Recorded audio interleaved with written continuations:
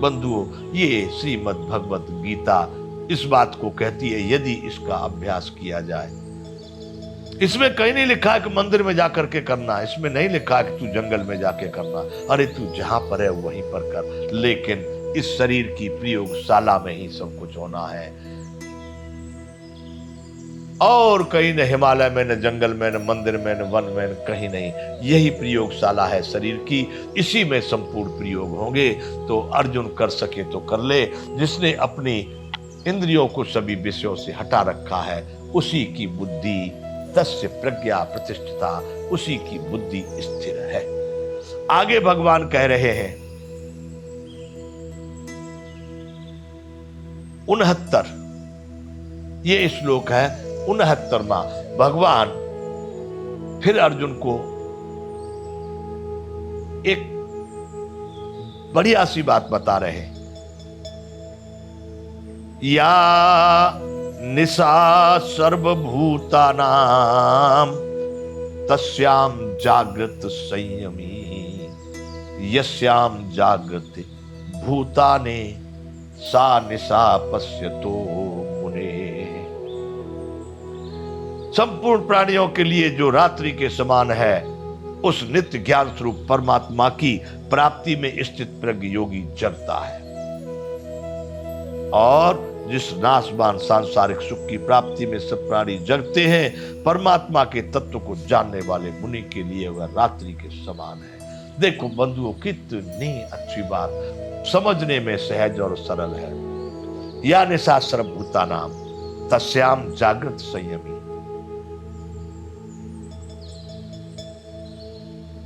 मोह रूपी रात्रि में तो कहूंगा, और ये जो प्रत्यक्ष में जो रात्रि आती है, जिसमें यो भूत प्राणी सोते हैं, उसमें वो संयमी पुरुष परम ब्रह्म परमात्मा के स्वरूप में चिंतन करते हुए आनंदित रहता है। उसके लिए वह दिन है, वो जागरूक है, वहां पर भी जगा हुआ है। और यस्याम जागृत भूतानि, ये सभी लोग दिन में जग रहे हैं। सा निशा पश्यतो मुने। अभिप्राय जो भोग विलासों के दिन में लगे हुए, दिन में लोग क्या कर रहे हैं, अपनी रोजी रोटी के लिए, विषय विलासता के लिए भोगों में पड़े हुए हैं। ये उस परमात्मा के चिंतन में लगे हुए व्यक्ति के लिए ये रात्रि है, अंधेरा है। इन विषय विलासताओं में पड़ना या इन विषय विलासताओं के समय में वह व्यक्ति सो रहा है, वो इसमें नहीं पड़ता, इससे सो गया, मुक्त हो गया। इसलिए भगवान ने कहा कि या निशा सर्वभूतानां तस्याम जागृत संयमी यस्याम जागृत भूतान सा निशा पश्यतो मुने। जो संपूर्ण जगत के लिए रात्रि है, वह उसके लिए दिन है, क्योंकि वह उसमें परम ब्रह्म परमात्मा के आनंद में लगा हुआ है। और जिस भोग विलासता में दिन में जगे हुए लोग पड़े हुए हैं, वह उसके लिए रात्रि के समान है, क्योंकि उसने इनको त्याग रखा है, सो गया है, इनसे दूर हट गया है। इसलिए भगवान ने कहा है कि जो भोगों में पड़े हुए लोग हैं, उनके लिए जो दिन है वह उसके लिए रात्रि है। और जिसमें ये लोग रात्रि समझ रहे हैं, वह परमात्मा के चिंतन में लगा हुआ पुरुष जग रहा है। अब 70वां श्लोक है, अंत की ओर जा रहा है यह अध्याय। इसमें 72 श्लोक है। आपूर्यमाण मचल प्रतिष्ठम समुद्रमापः प्रवसन्ति यद्वत् तद्वत् कामायम प्रवसन्ति सर्वे शान्ति माप्नोति न काम कामी। जैसे नाना नदियों के जल सब ओर से भरपूर अचल प्रतिष्ठा वाले समुद्र में उसको विचलित किए बगैर ही समा जाते हैं, वैसे ही सब भोग जिस स्थित प्रज्ञ पुरुष में किसी भी प्रकार का विकार उत्पन्न किए बिना ही समा जाते हैं, वही पुरुष परम शांति को प्राप्त होता है। न कामकामी, भोगों को चाहने वाला नहीं। आपूर्यमाण मचल प्रतिष्ठम समुद्र मापः प्रवसन्ति। जिस तरह से सभी विश्व की नदियां समुद्र में ही जाके गिरती हैं, लेकिन उसके पानी को उफान नहीं आता, उसको बढ़ाती घटाती नहीं है, उसमें कोई उद्वेग पैदा नहीं कर सकती। सारे विश्व की, सारे भूमंडल की नदियां पूर्ण है, गंभीर समुद्र पूर्ण है। उसी प्रकार से भगवान कह रहे हैं, आप पूर्वार्मत्र प्रत्यक्ष समुद्र मापो तद्वत कामायम प्रवसंत सर्वे सशांत मापनोत। उसी प्रकार से सारी कामनाएं, जितनी भी इच्छा वासना महत्वाकांक्षाएं जिस व्यक्ति में जाकर के समाप्त हो जाती है, उसको विचलित नहीं कर सकती। जिसने अपने मन चित्त बुद्धि अहंकार और इंद्रियों पर नियंत्रण कर लिया, जो विषय भोगों को समझ चुका है, इनसे जो पार हो चुका है, अभिप्राय कि संपूर्ण विषय विलासता की वासनाएं, इच्छाएं, आशाएं, कल्पनाएं जिसमें जाकर के वहां बगैर प्रभाव के ही नष्ट हो जाती है, अपना कोई प्रभाव नहीं दिखा सकती, वही व्यक्ति शांति को प्राप्त होता है। कामनाओं को करने वाला नहीं, वासनाओं में पड़ा हुआ व्यक्ति नहीं। आगे 71वां श्लोक है। आगे भगवान कह रहे हैं, विहाय कामान्य सर्वान् पुमांश्चरति निस्पृह निर्ममो निरहंकार सशांति मधिगच्छति।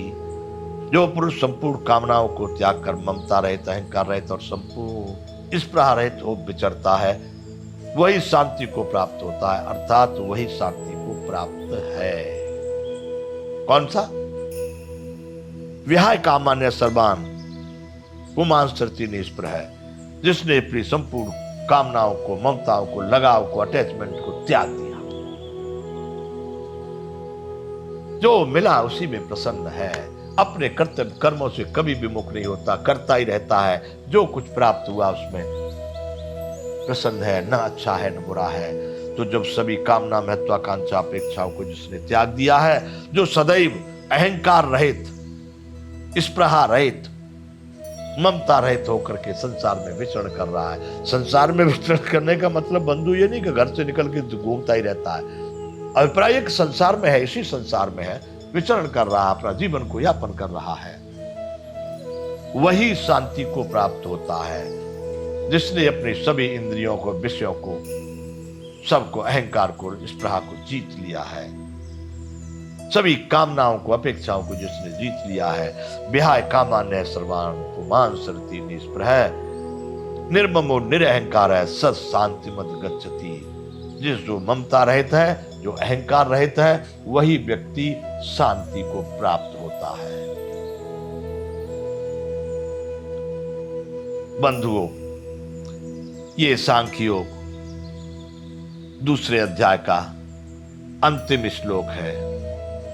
भगवान ने फिर अर्जुन को अंत में बताया, अर्जुन तेरे लिए सारी स्थिति मैंने स्थिति प्रज्ञ की बता दी है। ऐसा ब्रह्मी स्थिति पार्थ नैनाम प्राप्य बुमहीयते स्थित्वास्यामंत काले पे ब्रह्म निर्वाण मृच्छते। हे अर्जुन, यह ब्रह्म को प्राप्त हुए पुरुष की स्थिति है, जो कोई भी अहंकार नहीं, कोई ममता नहीं, कोई लगाव नहीं, कोई अटैचमेंट नहीं, मस्त, कोई इच्छा वासना अपेक्षा नहीं। जो हो रहा है वो ठीक है, ये शामिल हो गया उस ब्रह्म में। अर्जुन, यह ब्रह्म को प्राप्त हुए पुरुष की स्थिति है, इसको प्राप्त होकर योगी कभी मोहित नहीं होता। अरे वो तेरी तरह से कौन मरेगा, कौन जिएगा, कुछ नहीं। तू यहाँ पर जिस कर्तव्य के लिए आया है, जिस कार्य के लिए तू धनुष बाण गांडीव लेकर के इस युद्ध क्षेत्र में आया है, अब कौन मरेगा, कौन बचेगा, कौन जिएगा, कौन जीतेगा, कौन हारेगा, यह तेरा कार्य नहीं है, ये तेरा मोह है। अर्जुन, जिस व्यक्ति की स्थिति इस प्रकार की है, ब्रह्म को प्राप्त हुए पुरुष की स्थिति, इसको प्राप्त होकर योगी कभी मोहित नहीं होता और अंतकाल में भी इस ब्रह्मी स्थिति में स्थित होकर ब्रह्मानंद को प्राप्त होता है। क्यों? उसके विचार में, उसकी समझ में, उसकी बुद्धि में उस परमात्मा के अतिरिक्त और कोई भी दूसरा तत्व या दूसरी वस्तु ऐसी नहीं है जो उसको मोहित कर सके, जिसमें वो रमण कर सके, जिसमें वो ठहर सके। इसी गीता में आगे भगवान ने कहा कि जिस जिस भाव को स्मरण करते हुए शरीर छोड़ता है, अंत में उसी को प्राप्त होता है। इसलिए अंत काल में भी वह व्यक्ति जिसकी स्थिति परमात्मा में सदैव है, इस स्थिति को जिसने प्राप्त कर लिया है वो अंत काल में भी परम ब्रह्म परमात्मा को प्राप्त होता है और उसी ब्रह्मानंद को प्राप्त होता है। अर्जुन, तू भी उसी ब्रह्मानंद को प्राप्त कर। यहाँ पर दूसरा अध्याय पूर्ण होता है। आगे तीसरे अध्याय को प्रारंभ करेंगे। जय विश्ववंत।